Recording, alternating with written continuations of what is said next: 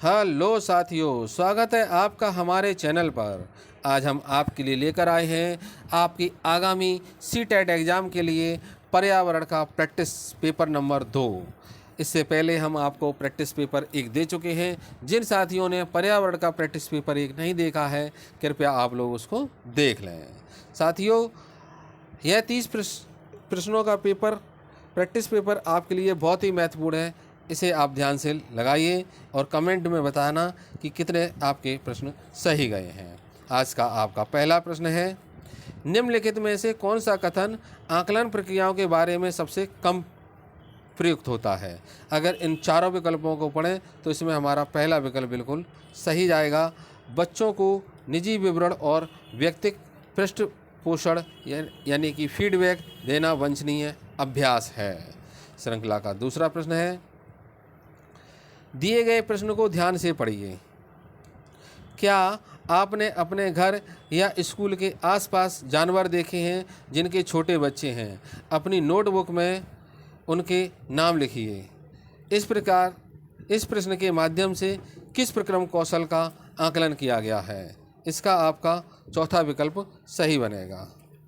अवलोकन एवं रिकॉर्डिंग। अलग अलग तथ्यों को देखकर तथा समझकर अपने नोटबुक पर लिखना अवलोकन एवं रिकॉर्डिंग कौशल के अंतर्गत आता है। अवलोकन का तात्पर्य देखना तथा समझना होता है, जबकि रिकॉर्डिंग कौशल देखे गए तथा समझे गए तत्वों को सूचीबद्ध करना होता है। श्रृंखला का अगला प्रश्न है, पर्यावरण अध्ययन की अंतः विषय प्राकृतिक पर्यावरणीय मुद्दों को द्वारा संबोधित करती है। इसमें आपका चौथा विकल्प बिल्कुल सही बनेगा। विज्ञान, सामाजिक विज्ञान तथा पर्यावरणीय शिक्षा की विषय वस्तु और पद्धति का प्रयोग। श्रृंखला का अगला प्रश्न है, कक्षा 5 के शिक्षक एक सवाल देते हैं, पेड़ों के 5 लाभ लिखिए। जबकि कक्षा के शिक्षक निम्न सवाल देते हैं, क्या होगा अगर धरती पर पेड़ न हो? इन सवालों की प्रकृति कैसी है, ये बताना है। तो साथियों, अगर इनके चारों विकल्प को हम पढ़ें तो इसमें आपका चौथा विकल्प बिल्कुल सही होगा। वृद्ध अंत वाला अपसारी है और मुक्त अंत वाला अवसारी है। साथियों, इस प्रश्न की व्याख्या थोड़ा ध्यान से समझना, क्योंकि प्रश्न बहुत ही अच्छा है। जब हमें कभी भी किसी प्रश्न का उत्तर एक निश्चित सीमा में बांधकर नहीं देना होता है तो वह मुक्त अंत वाला अपसारी प्रकृति का प्रश्न होता है। लेकिन जब निश्चित सीमा तथा अनिवार्य शर्त के अनुसार कोई प्रश्न लिखा जाता है तो वह बहुमत वाला अपसारी प्रकृति का होता है। आपका यहाँ पहला प्रश्न, पेड़ के 5 लाभ लिखना एक निश्चित सीमा का निर्धारित नहीं करता है, यह मुक्त अंत वाला अपसारी प्रकृति का प्रश्न है। जबकि दूसरा प्रश्न, अगर पृथ्वी पर पेड़ न बचें तो धरती पर क्या होगा? यहाँ पेड़ न होना एक निश्चित अनिवार्य शर्त लगा दी गई है, अतः यह बहु अंत वाला अपसारी प्रकृति का प्रश्न होगा। श्रृंखला का अगला प्रश्न होगा, कक्षा 1 में पर्यावरण अध्ययन में शिक्षार्थियों के आकलन के बारे में निम्नलिखित में से कौन सा या से सत्य है? यहाँ साथ ही इसके 4 विकल्प दिए गए हैं। इसमें आपका पहला विकल्प बिल्कुल सही बनेगा जाके, और पहले विकल्प में आपका कहा गया है कि पहला कथन, दूसरा कथन और तीसरा, ये तीनों कथन सही हैं। तो आपका पहला विकल्प इसमें सही बन जाएगा, पहला, दूसरा और तीसरा। साथियों, इस प्रश्न की व्याख्या को भी आप थोड़ा सा ध्यान से समझें। अगर हम किसी भी कक्षा में विद्यार्थियों को कोई शैक्षिक कार्य उनकी योग्यता और उनकी क्षमता के अनुसार दें तो वह उन्हें अपने विषय वस्तु के साथ सामंजस्य स्थापित कर लेते हैं। कक्षा 1 में विद्यार्थियों को मुख्य रूप से मौखिक परीक्षा ही करवानी चाहिए, क्योंकि वे लिखने में इतने सक्षम नहीं होते हैं। कक्षा 1 के विद्यार्थियों को कक्षा में ऐसी विषय वस्तु देना चाहिए जिसमें वे आनंदित हो सकें, जैसे कला बनाना। सभी शैक्षणिक कार्य शिक्षकों की निरीक्षक में होना चाहिए। शिक्षक उनका अवलोकन कर सकें और उन बच्चों की सूची तैयार कर सकें। ऐसा करने से वह बालक को उनकी योग्यता के अनुरूप ध्यान रख सकते हैं। साथियों, श्रृंखला का अगला प्रश्न बनेगा, कक्षा 5 की शिक्षिका एक एल्युमिनियम फाइल लेती है और पानी में डाल देती है एवं दिखाती है कि वह ऊपर तैरता है। फिर फाइल को मोड़कर जोर से दबाती है और निचोड़ती है और फिर पानी में डालती है तथा शिक्षार्थियों को दिखाती है कि वह डूब जा। बाद में वह शिक्षार्थियों को यह सोचने और कारण देने के लिए कहती है कि ऐसा क्यों हुआ। इस प्रश्न का उत्तर देने के लिए निम्नलिखित में से कौन से प्रक्रम कौशल का प्रयोग हुआ है। इसका आपका तीसरा ऑप्शन सही बनेगा, अवलोकन। क्यों कि किसी भी घटना को देखकर उसके कारण का पता लगाना अवलोकन कौशल के अंतर्गत आता है। और कक्षा 5 के विद्यार्थियों के सामने शिक्षिका द्वारा जो घटना दिखाई गई है उस घटना पर विद्यार्थी अपने विचार तथा घटना के कारणों को अवलोकन कौशल के द्वारा व्यक्त कर सकेंगे। श्रृंखला का अगला प्रश्न साथियों, पर्यावरण अध्ययन के शिक्षा शास्त्र के संदर्भ में सिवाय के निम्नलिखित सभी वांछनीय अभ्यास हैं। साथियों यहाँ 4 दिए गए हैं, इनमें आपके सभी अभ्यास सही है, लेकिन आपका तीसरा विकल्प वांछनीय अभ्यास के अंतर्गत नहीं आता है। तीसरा है आपका वास्तविक अवलोकन के स्थान पर पाठ्य पुस्तकीय ज्ञान की श्रेष्ठता को स्वीकार करना। साथियों इसके प्रश्न की भी व्याख्या थोड़ी सी आप सुन लें कि पर्यावरण अध्ययन की शिक्षा शास्त्र में बालकों को पाठ्य पुस्तकों से संबंधित वास्तविक घटनाओं का ज्ञान कराया जाता है, जिससे छात्रों में आलोचनात्मक चिंतन तथा समस्या समाधान की क्षमता में वृद्धि हो जाती है और बालक पर्यावरण अध्ययन को अन्य विषयों के साथ सहसंबंध स्थापित करने में कठिनाई का सामना नहीं करते हैं। श्रृंखला का अगला प्रश्न है, महेश कक्षा 4 के शिक्षक हैं। वे वृक्ष संरक्षण की अवधारणा पर शिक्षार्थियों को संवेदनशील बनाने के लिए योजना बनाते हैं। निम्नलिखित में से कौन सी एक गतिविधि इस उद्देश्य के लिए सबसे अधिक उपयुक्त है। साथियों इसका आपका दूसरा विकल्प सही बनेगा। एक पौधे को अपनाने और उसका पोषण करने के लिए प्रत्येक शिक्षार्थी को अप्रेरित करना। श्रृंखला का अगला प्रश्न है, पर्यावरण अध्ययन में बच्चे शिल्पकला और चित्रकला को समूह में सीखना विशेष रूप से पसंद करते हैं, क्योंकि इसके आपके 4 विकल्प दिए गए हैं और फिर उनमें भी छांटा गया है। तो इसके अनुसार आपका तीसरा विकल्प आपका बिल्कुल सही बन जाएगा कि पहला, दूसरा और तीसरा, ये चारों आपके पहला, दूसरा और तीसरा, ये 3 पॉइंट आपके सही होंगे, जबकि चौथा पॉइंट आपका सही नहीं बनेगा। अतः आपका पहला और तीसरा विकल्प आपका सही है। श्रृंखला का अगला प्रश्न है, प्रयोग करना आकलन का एक संकेतक है। निम्नलिखित में से कौन सा प्रयोग उनके संबंधी संकेतक का आकलन करने में सबसे उपयुक्त तरीका है। तो इसका आपका चौथा विकल्प सही बनेगा, हस्तपरक गतिविधि। क्यों साथियों, हस्तपरक गतिविधि संकेत के आकलन करने का सबसे उपयुक्त तरीका होता है, क्योंकि इसे हम बहुत ही आसानी से प्रदर्शित कर सकते हैं। श्रृंखला का अगला प्रश्न है, प्राथमिक कक्षाओं में शिक्षार्थियों के पास अनेक प्रकरणों में अनेक वैकल्पिक अवधारणाएं होती हैं, जैसे सजीव निर्जीव, जलचक्र, पौधे आदि। इन वैकल्पिक अवधारणाओं के स्रोत हो सकते हैं। साथियों बहुत ही अच्छा प्रश्न है, इसको थोड़ा सा ध्यान से समझिए। इसमें 4 पॉइंट दिए गए हैं, परिवार एवं समुदाय, पाठ्य पुस्तकें एवं अन्य पुस्तकें, शिक्षक, कहानियाँ एवं कविताएं। तो ये चारों चीज़ें आपकी सही बनेंगी, इसलिए आपका बी विकल्प सही बनेगा। साथियों अगला प्रश्न बनेगा आपका, कांच के जार तथा बोतलों को उनमें अचार भरने से पूर्व सूर्य की धूप में अच्छी तरह सुखाया जाता है, ऐसा क्यों किया जाता है। इसका आपका तीसरा विकल्प सही बनेगा, नमी को पूर्णतः हटाने के लिए। साथियों इसकी भी व्याख्या आप थोड़ी सी सुन लें कि कांच के जार तथा बोतलों को उनमें अचार भरने से पूर्व सूर्य की धूप में उन्हें अच्छी तरह से सुखा लेना चाहिए, क्यों कि जार में उपस्थित नमी से अचार खराब हो जाता है और वह खाने योग्य नहीं रहता है। श्रृंखला का अगला प्रश्न है, रेनू की दादी उसे एक सूखा कुआं दिखाते हुए बताती है कि 15-20 वर्ष पहले कुएं में पानी था, लेकिन अब यह पूर्णतः सूख गया है। कुएं में पानी सूखने का या के क्या कारण हो सकता है या सकते हैं। साथियों, यहाँ आपको 3 पॉइंट दिए गए हैं। इन तीनों पॉइंटों को आप पढ़ें, उसके बाद इनके प्रश्नों के उत्तर बताएं।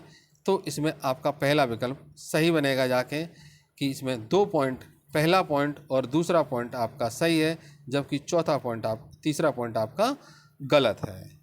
साथियों, इस प्रश्न की भी थोड़ी सी व्याख्या आप समझ लें, क्योंकि बहुत ही अच्छा प्रश्न है और इम्पोर्टेंट प्रश्न भी है। पेड़ तथा कुएं के आसपास की मिट्टी को जब हम सीमेंट से ढक देते हैं तो पानी रिसकर पृथ्वी के नीचे नहीं जा पाता है, जिससे जल स्रोत का स्तर नीचे गिर जाता है और पानी सूख जाता है। जबकि आसपास के इलाकों में बहुत सारे बोरिंग पंप लग जाने से पंपों के द्वारा जल का ज़्यादा उपयोग किया जाता है। इस क्रिया के द्वारा भी जल का स्तर नीचे चला जाता है और कुएं का पानी सूख जाता है। श्रृंखला का अगला प्रश्न साथियों, बगुला भैंस पर बैठता है क्योंकि इसमें आपके 4 विकल्प दिए गए। तो पहला आपका सही बनेगा, बगुला तथा भैंस में सहजीवी का संबंध है। साथियों, इसको भी थोड़ा सा समझ लें कि सहजीवी हम किसे कहते हैं। बगुला तथा भैंस में सहजीवी का संबंध होता है, इसलिए बगुला भैंस पर बैठता है। सहजीवी का मतलब होता है कि किसी एक जीव का दूसरे जीव पर आंशिक रूप से आश्रित होकर अपने जीवन का निर्वाह करना।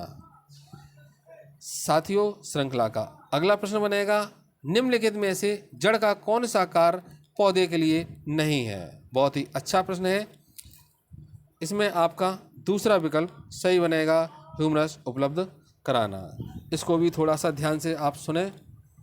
जब पौधे का जड़ जो होती हैं वो पौधे का बहुत ही महत्वपूर्ण भाग होते हैं। जड़ का कार्य होता है कि वे पौधों के लिए भोजन का भंडारण करें, पौधों को सहारा दें, उनके लिए जल तथा खनिजों का अवशोषण करें, जबकि ह्यूमरस मिट्टी के द्वारा उपलब्ध कराया जाता है। इसलिए आपका इसमें दूसरा विकल्प सही बनेगा।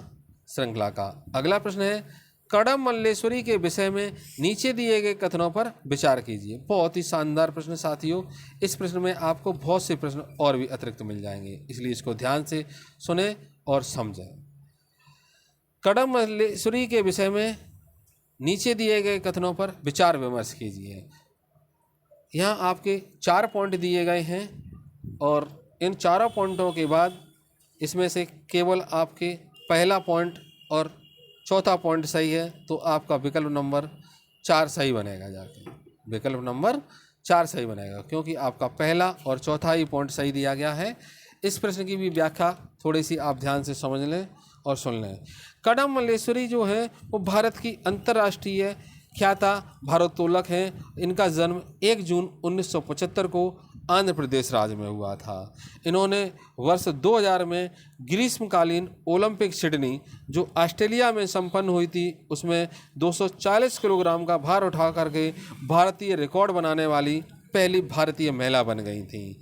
कड़म मल्लेश्वरी जी 12 वर्ष की आयु से ही भारोत्तोलन प्रतियोगिता में भाग लेने का प्रारंभ कर दिया था तथा 7 बार नेशनल चैंपियन भी रह चुकी हैं।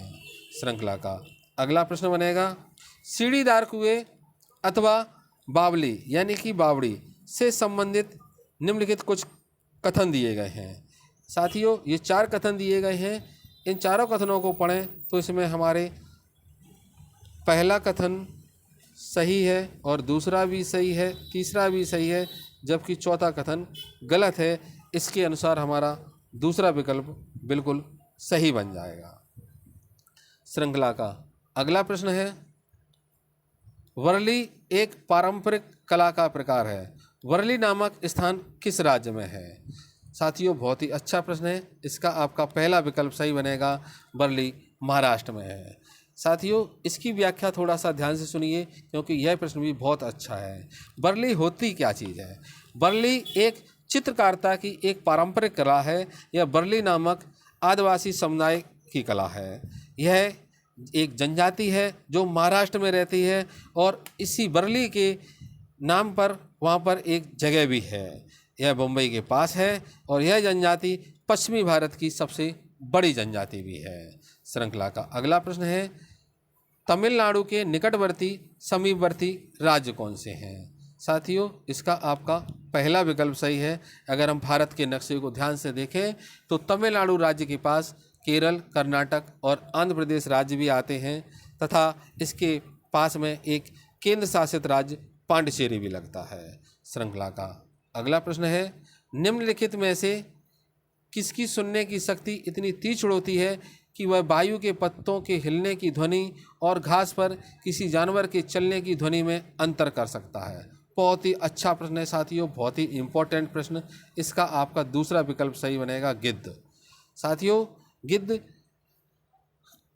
में सुनने की क्षमता बहुत तेज होती है। ये वायु के पत्ते के हिलने की ध्वनि और घास पर किसी भी जानवर के चलने की ध्वनि में अंतर कर लेते हैं और इनके सिरवड़ क्षमता अधिक होने के कारण ये अपने शिकार को बहुत ही आसानी से पकड़ लेते हैं। श्रृंखला का अगला प्रश्न है, जब कोई व्यक्ति ट्रेन द्वारा अहमदाबाद से केरल की यात्रा करता है तो वह अनेक सुरंगों को पार करता है। ये सुरंगें पर्वतों में हैं। इसका आपका साथियों तीसरा विकल्प सही बनेगा, पश्चिमी घाट। जी हाँ, पश्चिमी घाट।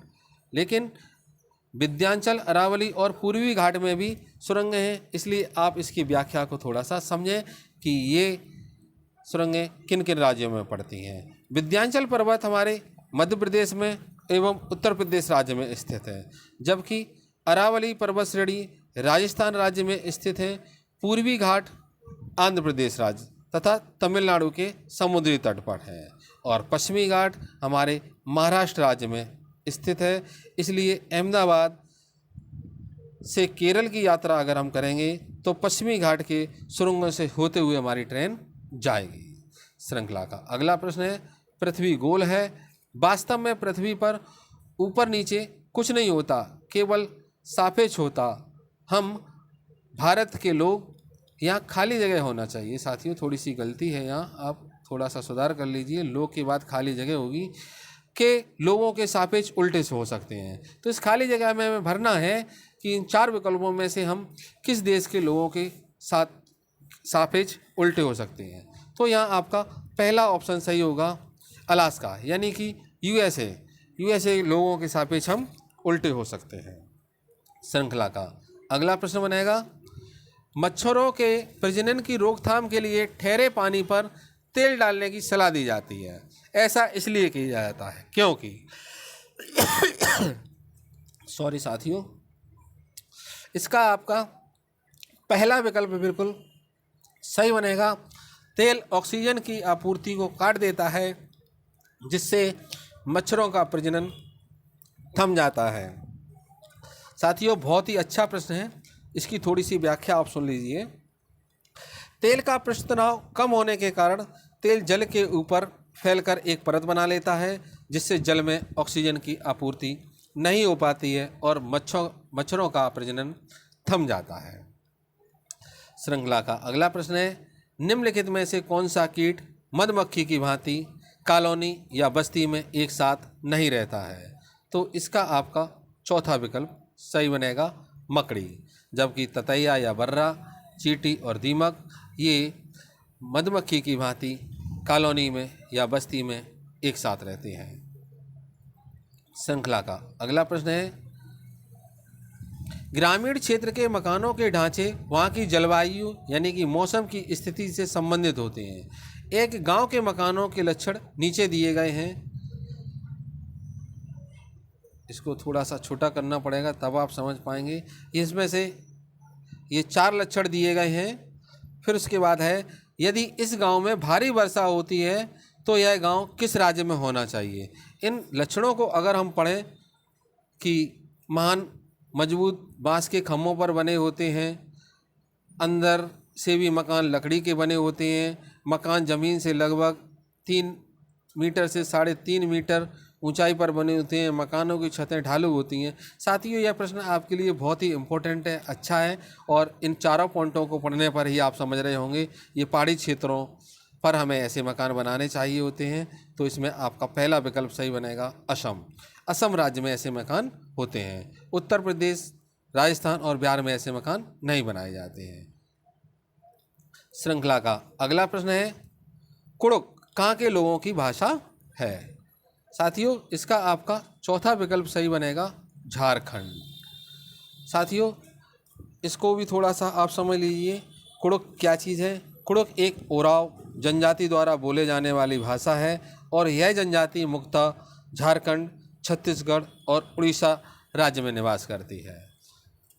श्रृंखला का अगला प्रश्न बनेगा, राष्ट्रीय पाठ्यचर्या की रूपरेखा 2005 के अनुसार निम्नलिखित में से कौन सी एक पर्यावरण अध्ययन की विषय वस्तु या थीम है?